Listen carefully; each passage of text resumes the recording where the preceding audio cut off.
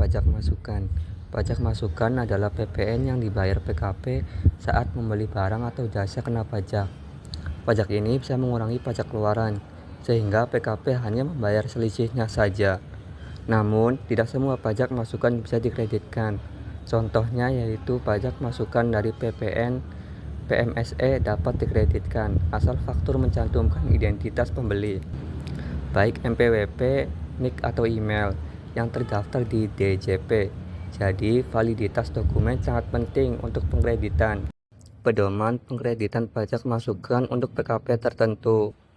Dalam pemungutan pajak pertambahan nilai atau PPN, terdapat mekanisme pengkreditan pajak masukan dan pajak keluaran di setiap akhir masa. Pengusaha kena pajak atau PKP akan menghitung PPN yang harus disetor dengan cara pengkreditan pajak masukan dan pajak keluaran. Untuk mempermudah PKP kecil dalam menghitung pajak masukan, pemerintah menyediakan pedoman khusus. Pedoman ini membantu PKP menghitung pajak masukan dan pajak keluaran dengan cara lebih sederhana, sehingga PPN menjadi lebih mudah dan cepat. Ketentuan tersebut diatur melalui Peraturan Menteri Keuangan Nomor 74/PMK-03/2010, PMK 74/2010. Pada pasal 2 PMK 74/2010 dijelaskan bahwa PKP yang dapat menggunakan pedoman perhitungan pajak masukan adalah PKP dengan peredaran usaha tidak melebihi 1,8 miliar dalam 1 tahun buku. Perhitungan PPN. Penghitungan pajak masukan dibedakan untuk jasa dan barang. Pasal 7 PMK strip 74/2010 mengatur pajak masukan berikut. JKP untuk jasa sama dengan pajak masukan 60%, PPN disetor 40%, setara 4,4% dari omset. Yang kedua, BKP untuk barang, pajak masukan 70%, PPN disetor 30%, setara 3,3% dari omset. PPN yang disetor merupakan pengurangan pajak keluaran dengan pajak masukan, sehingga penghitungannya menjadi sebagai berikut. PPN JKP sama dengan PK dikurang 60%, PK sama dengan 40% dikali PK.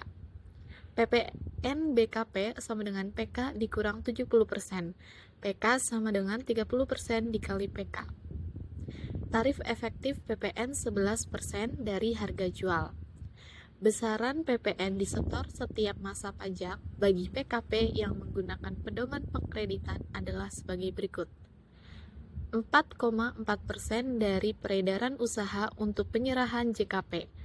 40% dikali 11% dikali peredaran usaha. Yang kedua, 3,3% dari peredaran usaha untuk penyerahan BKP. 30% dikali 11% dikali peredaran usaha. Syarat dan ketentuan penggunaan pedoman penghitungan pajak masukan. Terdapat 2 syarat agar PKP dapat menggunakan pedoman penghitungan pajak masukan. Yang pertama, peredaran usaha 2 tahun buku atau tahun kalender sebelumnya, kurang dari sama dengan 1,8 miliar untuk tiap-tiap tahun buku. Yang kedua, wajib pajak baru dikukuhkan sebagai PKP.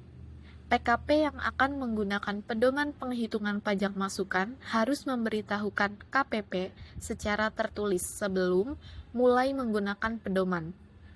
Jika peredaran usaha lebih dari 1,8 miliar, mekanisme normal kembali berlaku di masa pajak berikutnya. Pedoman dapat digunakan kembali apabila syarat yang disebutkan sebelumnya terpenuhi. Pelaporan SPT masa PPN. PKP yang menggunakan pedoman pengkreditan pajak masukan melaporkan SPT masa PPN dengan format tersendiri. SPT tersebut terdiri atas 1. Induk SPT masa PPN, 2. Lampiran yaitu formulir A1, daftar ekspor BKP berwujud, ekspor BKP tidak berwujud, dan atau ekspor JKP. Formulir A2, daftar pajak keluaran dalam negeri dengan faktur pajak. Formulir B3, daftar pajak masukan tidak dikreditkan. Formulir C, daftar PPN atau PPNBM dipungut pihak lain. Syarat pengkreditan pajak masukan. Syarat yang harus dipenuhi: 1. Syarat formal, faktur pajak lengkap, sah, memuat identitas penjual dan pembeli, jenis barang atau jasa, harga, PPN atau PPNBM, kode, nomor seri, tanggal, dan tanda tangan. Yang kedua, syarat material. Pajak masukan harus terkait langsung dengan kegiatan usaha dan penyerahan yang terutang PPN. 3. Batas waktu pengkreditan pajak masukan. Dikreditkan pada masa pajak yang sama atau paling lambat 3 masa pajak setelah faktur dibuat. 4. Pajak masukan sebelum dikukuhkan sebagai PKP. Bisa dikreditkan 80% dari pajak keluaran yang seharusnya. 5. Pajak masukan bagi PKP belum berproduksi. Pajak masukan bisa dikreditkan selama dalam 3 tahun pertama. Jika lewat 3 tahun dan belum ada penyerahan, pajak masukan tidak bisa dikreditkan. Merujuk pasal 9 ayat 8 Undang-Undang PPN, pajak masukan yang tidak dapat dikreditkan yaitu pajak masukan atas: yang pertama, perolehan BKP atau JKP yang tidak mempunyai hubungan langsung dengan kegiatan usaha; yang kedua, perolehan BKP atau JKP yang faktur pajaknya tidak memenuhi ketentuan sebagaimana dimaksud dalam pasal 13 ayat 5 atau ayat 9 Undang-Undang PPN, atau tidak mencantumkan nama, alamat, dan nomor pokok wajib pajak pembeli BKP atau penerima JKP. Dan yang terakhir, pemanfaatan BKP tidak berwujud atau pemanfaatan JKP dari luar daerah pabean yang faktur pajaknya tidak memenuhi ketentuan sebagaimananya dimaksud pasal 13 ayat 6 Undang-Undang PPN. Kriteria pajak masukan yang tidak bisa dikreditkan terdiri atas: yang pertama, tidak terkait kegiatan usaha yaitu pengeluaran tidak langsung untuk produksi, distribusi, pemasaran, atau manajemen. Yang kedua, faktur tidak lengkap yaitu tidak memuat identitas pembeli, NPWP atau NIK, harga, PPN atau PPNBM, atau tanda tangan. Yang ketiga, PPN dibebaskan yaitu penyerahan BKP atau JKP tertentu atau strategis yang dibebaskan PPN.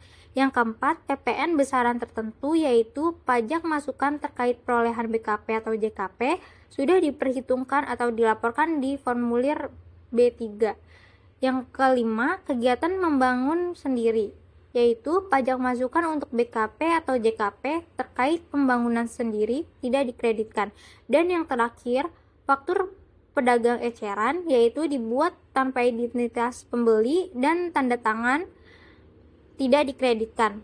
Untuk pelaporan seluruh pajak masukan yang tidak dapat dikreditkan dicatat di formulir B3 dalam SPT masa PPN.